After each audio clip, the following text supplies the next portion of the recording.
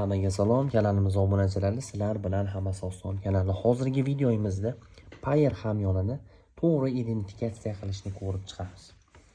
Agarda ro'yxatda Payer hamyonidan hali ro'yxatdan o'tishga ulgurmaganlar bo'lsa, hammasi oson YouTube kanalimda ro'yxatdan o'tish haqidagi videoyim mavjud. Bemalol kirib ko'rib, ro'yxatdan o'tmasalaring bo'ladi. Undan tashqari, men har bitta videolarim ostiga ko'rsatgan saytlarimni manzillarini, ya'ni silkalarini qoldirib o'taman. O'sha silkalar orqali kirsalaringiz sizlarga ma'lum bir miqdorda bonus yoki komissiyalarni kamaytirib beradi. Oddiy misol, mana shu Payer hamyonini silkasini qoldiraman. Mana shu video ostida shu silka orqali kirsalaringiz sizlarda pul kirdi chiqdi qilib turganlaringda sizlarga komissiyasini anchagina pastroq, ya'ni arzonroq pul yechib chiqarib olishlaringga skidka qilib beradi. Shuning uchun mana shu videoda qoldirgan silkam bo'yicha ro'yxatdan o'tasizlar Payer hamyonidan. Payer hamyoniga kirib olamiz. Biz identifikatsiya qilishimiz uchun My Account'ni ustiga bosamiz. Bosganimizdan so'ng biroz kutamiz.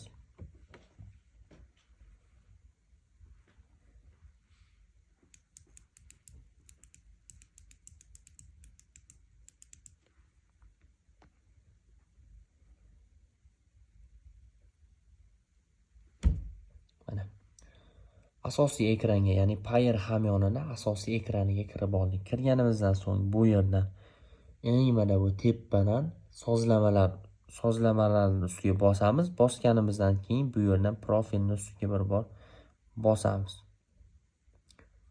Profilni ustiga bosganimizdan so'ng bu yerdan qiladigan ishimiz, bu yerda mana buni personal tanlaymiz. Bu yerda biznes va personal tarifi bor. Biz personalni ustiga bosamiz. Undan keyin ism, familiya, tug'ilgan oy, yil, kun va davlatimizni belgilaymiz. Undan keyin go next ustiga bir bor bosamiz. Bosganimizdan keyin bu yerda ham ma'lumotlarimizni ko'rsatib o'tdik. Emailimiz, telefon raqamimiz hamda Payer hamyonimiz. Bu yerdan go next ustiga bosamiz. Bosganimizdan keyin bu yerdan mana bu qaysi turdagi hujjatlar o'tishi haqida mana bu yerda ingliz tilida yozib qo'ygan. Bularda ham bemalol tarjima qilib o'zlaring uchun tarjima qilib o'qishlaring mumkin. Biz bu yerga mana choose file'ni ustiga bir bor bosib,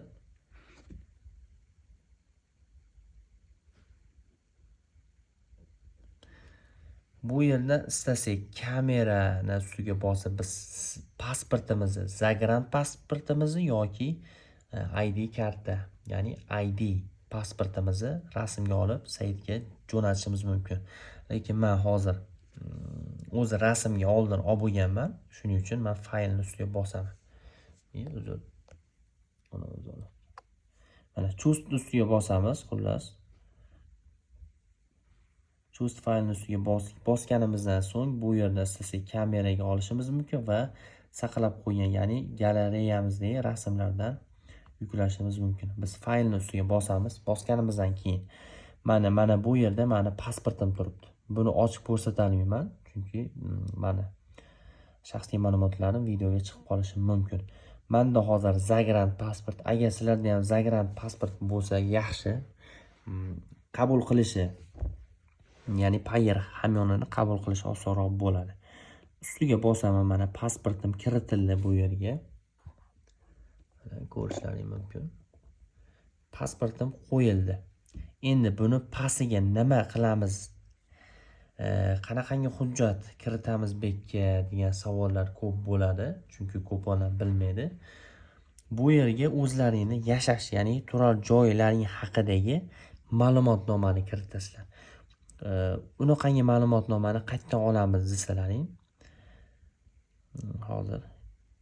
hozir deyman, uzr.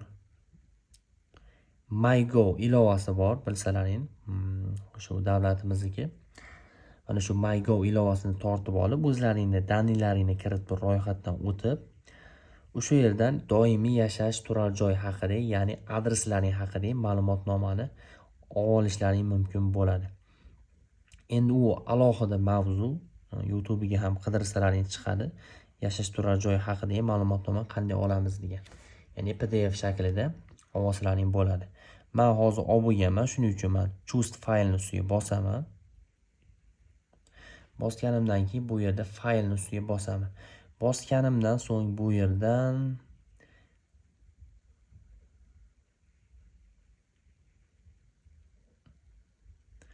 shuni birroq bekitib turaman, chunki shuni ko'rib tekshirib olishim kerak. Xo'sh, bo'ldi.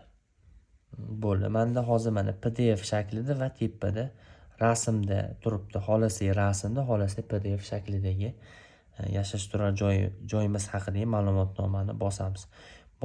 Bosganimizdan keyin bu yerdan yana plus adadi morni ustiga bir bor bosamiz. Bosganimizdan so'ng mana yana qo'shimcha hujjat joylashimiz uchun ham ruxsat beradi. Buni ustiga bir bor bosib, bu yerdan yana faylni ustiga bosib, endi xuddi mana shu yashash turar joyimiz haqidagi ma'lumotnomani ingliz tiliga tarjima qilinganini yuklaymiz. Mana bu yerdan ingliz tiliga tarjima qilib, screenshot qilib rasmga olganman. Buni ham qo'shdik. Qo'shganimizdan keyin bu yerdan mana buni ustiga bosamiz. Mana submit for verification deb yozib qo'yibdi. Mana shuni ustiga bir bor bosamiz. Bosganimizdan so'ng biroz kutib turamiz. Mana to'g'risi mana shu videoyimda birinchi marta mana ro'yxatdan o'tyapman. O'zim mana shu Payer hamyonini umuman identifikatsiya qilmasdan ishlatib kelyapman shu paytgacha. Mana obunachim Telegram hechkamga mana shu haqida ham video oling deb xabar berishganligi uchun qo'limdan kelganicha video qilyapman. Xo'sh, tepparoqda haligini o'zi tepparoqda bizdan narsa so'ragan ekan.